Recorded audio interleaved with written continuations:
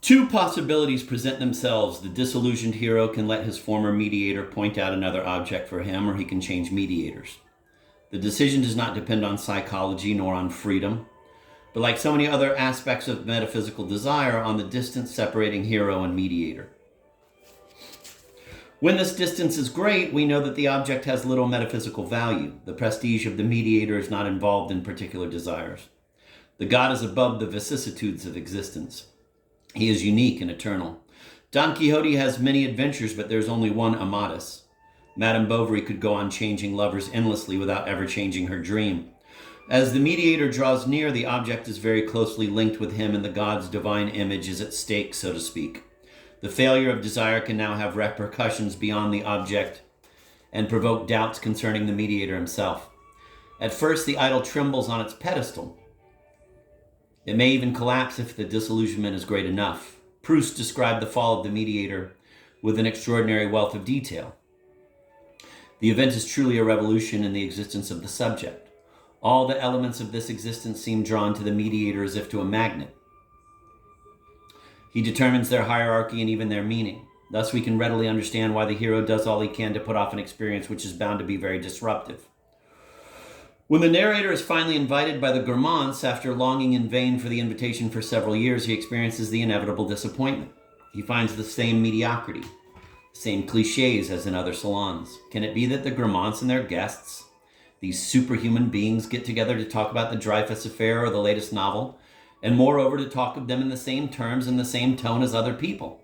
Marcel searches for an answer which would reconcile the sacred prestige of the mediator and the negative experience of possession.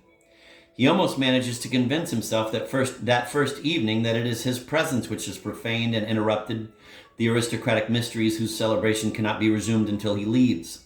The will to believe is so strong in this upside-down St. Thomas that it even survives a while after the concrete proof of the idol's emptiness. Every mediation projects its mirage. The mirages follow one another like so many truths, which take the place of former truths, by a veritable murdering of the living memory of Every mediation projects its mirage. The mirages follow one another like so many truths, which take the place of former truths by a veritable murdering of the living memory, and which protect themselves from future truths by an implacable censure of daily experience. Proust calls selves the worlds projected by successive mediations. The selves are completely isolated from each other and are incapable of recalling the former selves or anticipating future selves.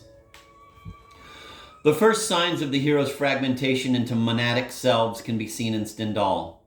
The Stendhalian hero's sensibility is subjected to abrupt changes which foreshadow the successive personalities of remembrance of things past.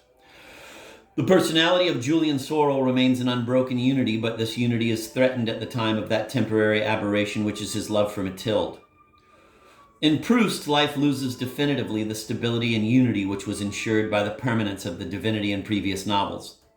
This, quote, decomposition of the personality, end of quote, which worried and annoyed Proust's early readers, comes about as a result of the multiplication of mediators. The cries of alarm were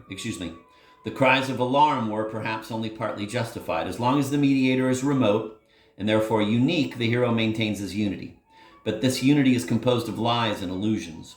A single lie encompassing the whole of existence is not preferable morally to a series of temporary lies. Proust's hero may be more seriously ill than the others, but he suffers from the same disease, and if he is more culpable, it is of the same fault. We should not therefore heap abuse upon him, but we should definitely pity him, for he is more unfortunate than his predecessors. The briefer the reign of the mediator, the more tyrannical it becomes. The greatest suffering is reserved for Dostoevsky's hero.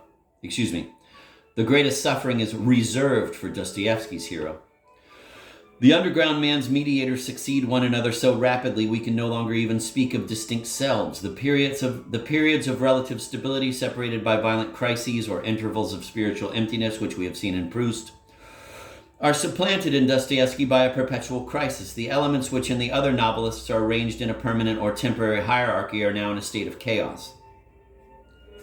In fact, the man from the underground is often torn between several simultaneous mediations.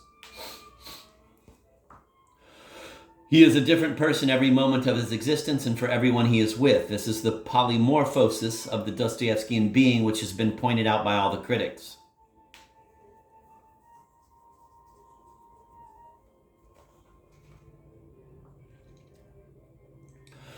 As the mediator draws nearer, unity is broken up into multiplicity. We move in stages from the solitary mediator of Don Quixote, atemporal and legendary, to the multitude in Dostoevsky's throng.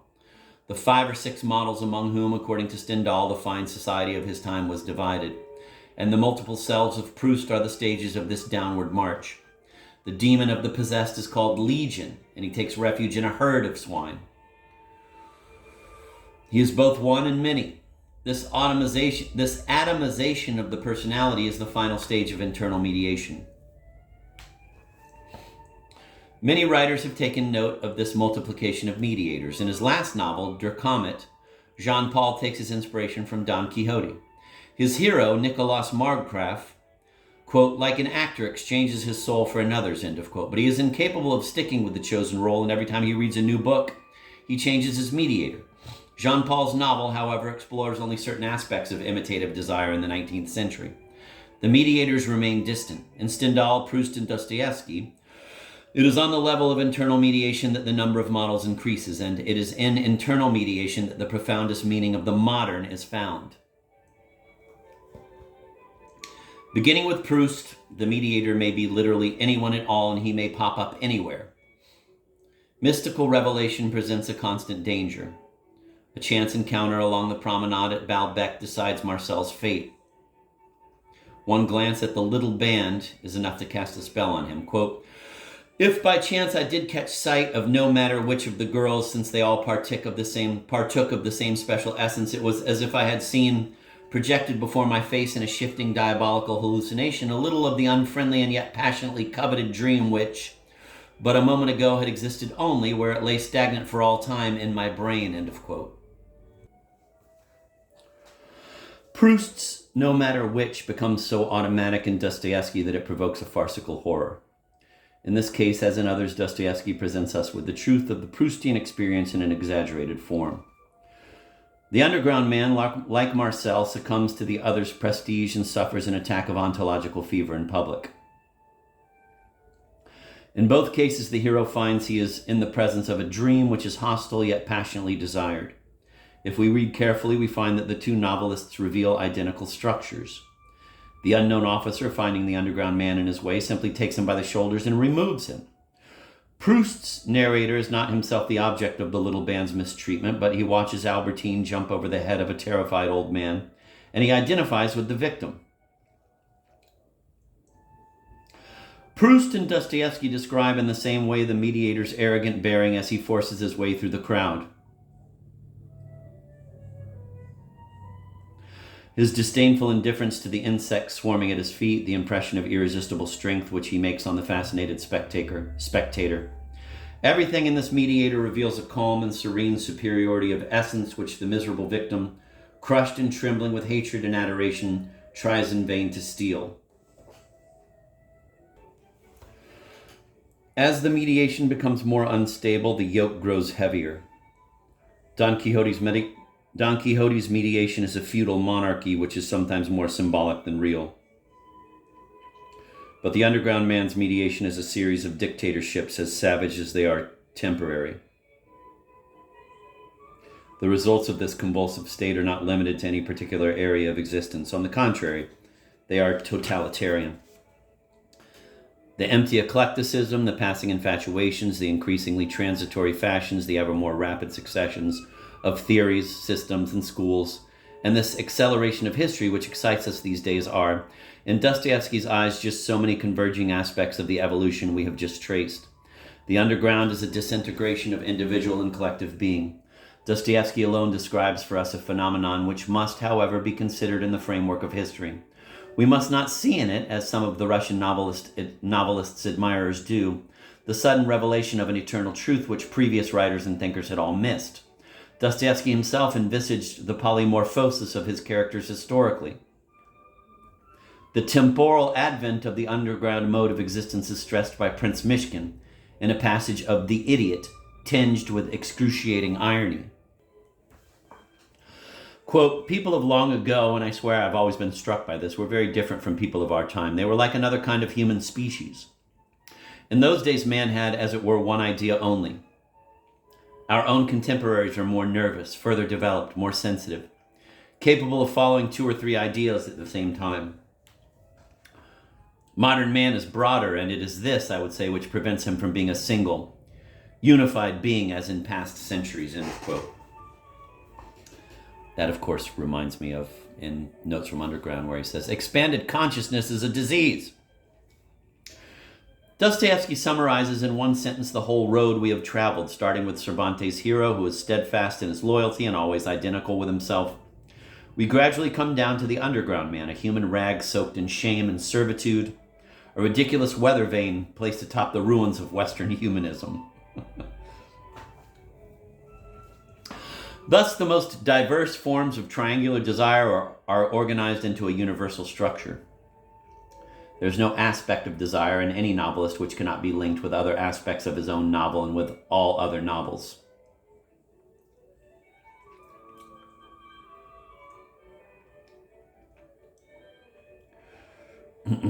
Thus, the most diverse forms of triangular desire are organized into a universal structure.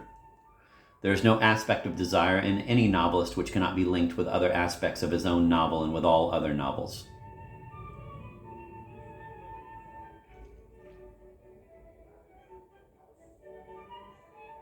Desire thus appears as a dynamic structure extending from one end of novelistic literature to the other.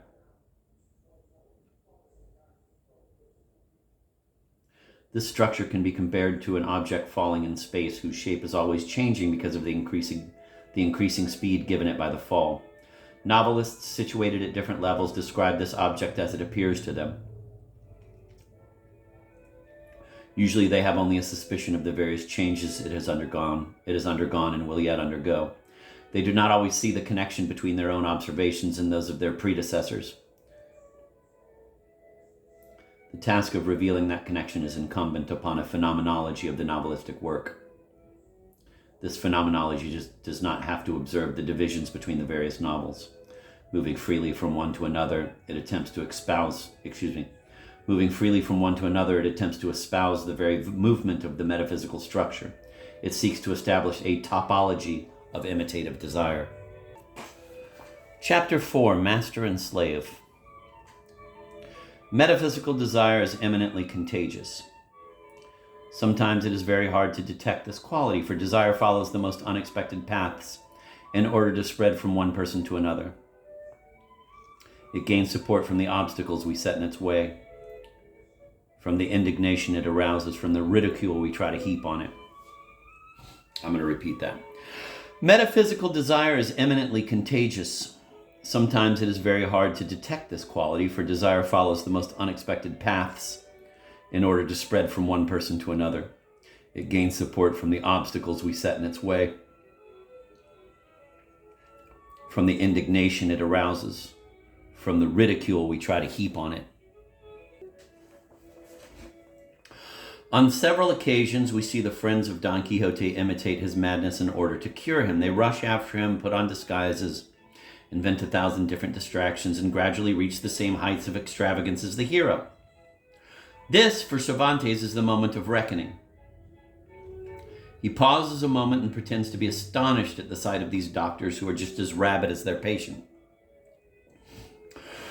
We must not conclude, like the Romantics and like all the redressers of literary wrongs, that Cervantes has finally decided to confound the enemies of the ideal and avenge all the insults which he continuously heaps on Don Quixote.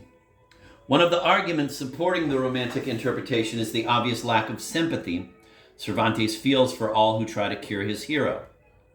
Since Cervantes is against Don Quixote's sermonizers, he must be for his hero. This is the way our Romantic logic operates. Cervantes is much simpler and at the same time much subtler. Nothing is further from him than the, quote, right and wrong, end of quote, Manichaean concept of the novel. Cervantes quite simply wants to show us that Don Quixote spreads the ontological sickness to those around him. The contagion, which is obvious in the case of Sancho, a affects everyone in contact with the hero, and especially those who are shocked or roused to indignation by his madness.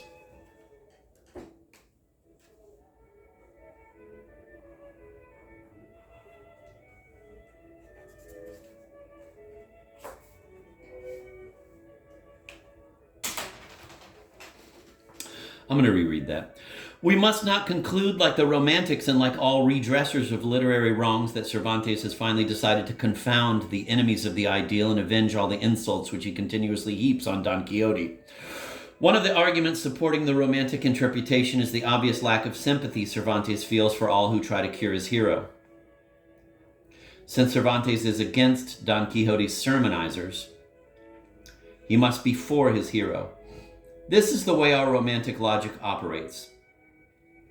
Cervantes is much simpler and at the same time much subtler. Nothing is further from him than the right and wrong Manichaean concept of the novel. Cervantes quite simply wants to show us that Don Quixote spreads the ontological sickness to those around him.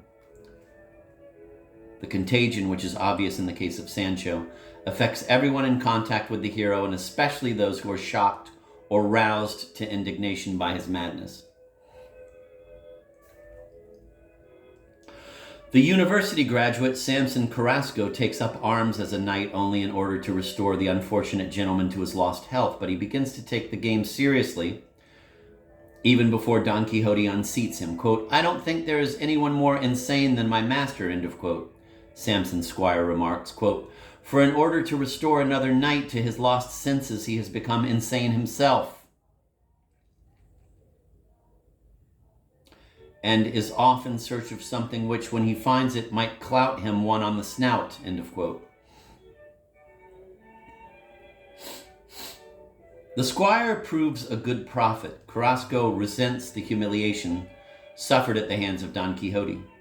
Now he cannot lay down his weapons until he has made his triumphant rival bite the dust. This psychological mechanism obviously fascinates Cervantes, and we find more and more examples of it as we read on in the book. Altisidora, the Duchess' young companion, pretends she is in love with Don Quixote, but her anger is real when she finds herself rejected. What can this anger mean but the beginning of desire?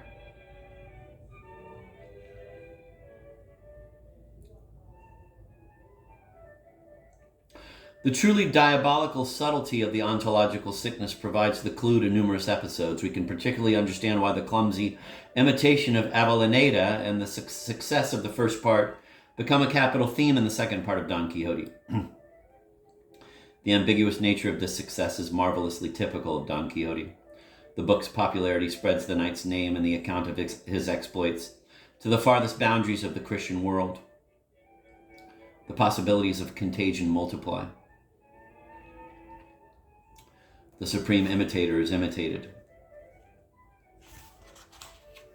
The work denouncing metaphysical desire is enlisted under its banner and becomes its best ally.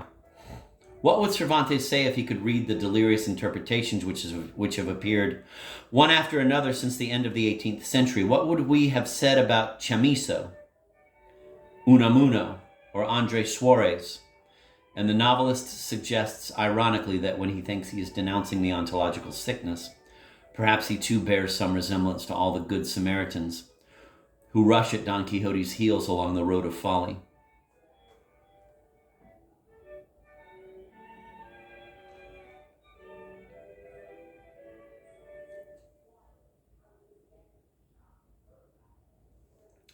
The contagious nature of metaphysical desire is one of the most important points of novelistic revelation. Cervantes brings this out again and again. During his stay in Barcelona, Don Quixote is addressed by an unknown man in these words, quote, "Go to the devil, Don Quixote de la Mancha, you are a madman, and if you were that way for yourself alone and behind the closed doors of your madness, there wouldn't be so much harm. But you have this talent for making anyone who has anything to do with you mad and senseless. And for proof of what I say, you have only to look at the gentlemen who accompany you." End of quote.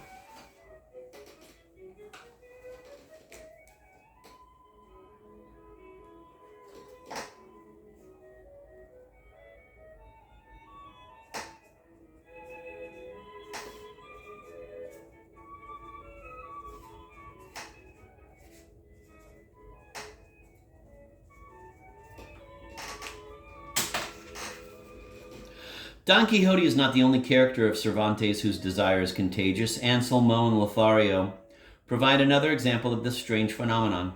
Lothario's refusal to comply with the crazy demands of his friend is less emphatic and, above all, less insistent than the character attributed to him and the nature of his relationship with Anselmo would seem to require.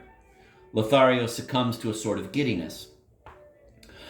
This same giddiness leads Velchaninov to the house of Pavel Pavlovich's fiancée. Here, too, we expect a firmer refusal, but Velchaninov accepts the invitation. Like Lothario, he enters into the game of his partner in mediation. Dostoevsky tells us he is the victim, quote, of a strange seduction, end of quote. There's no end to the similarities between the eternal husband and the curious impertinent. Metaphysical desire is always contagious. It becomes even more so as the mediator draws nearer to the hero.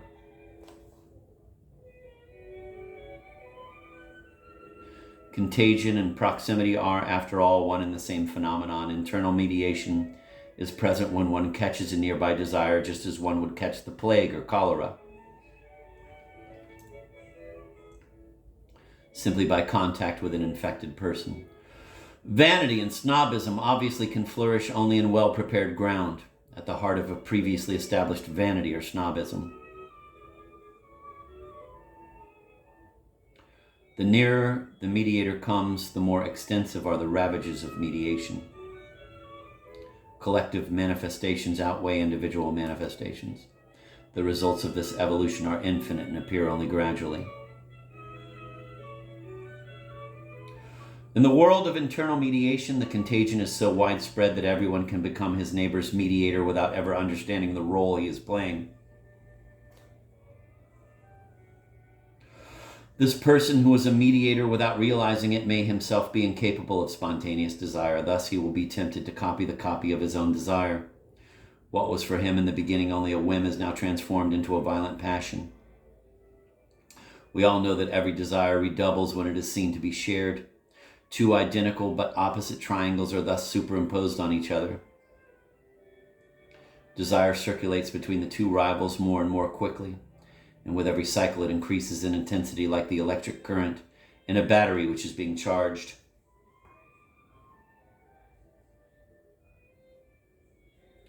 We now have a subject-mediator and a mediator-subject, a model-disciple and a disciple model. Each imitates the other while claiming that his own desire is prior and previous. Each looks on the other as an atrociously cruel persecutor. All the relationships are symmetrical.